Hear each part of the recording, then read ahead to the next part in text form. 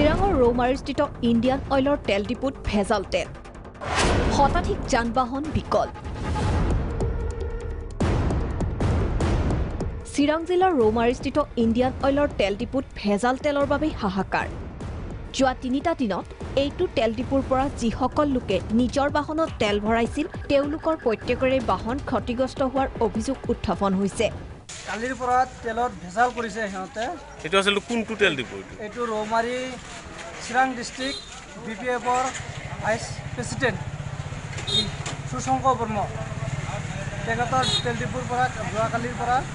তেল যেহেতু দিছে এটো গাড়ী নাটানে মানে স্টাৰ্ট বন্ধ হৈ যায় এইখন পেট্ৰল পাম্পৰ পৰা যিমান গাড়ী তেল লৈছে গোটেইকেইটা গাড়ী এনেকুৱা প্ৰব্লেম হৈ আছে কি গাড়ী এনেকুৱা আছে এনেকুৱা চাওক আজি ডাম্পাৰে যে তেল লৈছে ডাম্পাৰৰ প্ৰব্লেম পাই আছো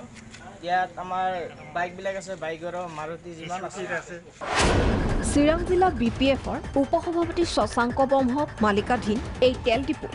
পুৱাৰ ভাগত বহু লোকক তেলৰ দাম ঘূৰাই দিছে কিন্তু তাৰ মাজতে ৰাতিপুৱা 10 বজাৰ পিছৰ পৰা তেল ডিপুত তলা মাৰি পলাতক কৰ্মচাৰী লোকসকলে আহি ভিৰ কৰিছে কিন্তু ডিপুটোৰ মালিক বা অন্য কোনো কৰ্মচাৰীকো বিচাৰি পোৱা নাই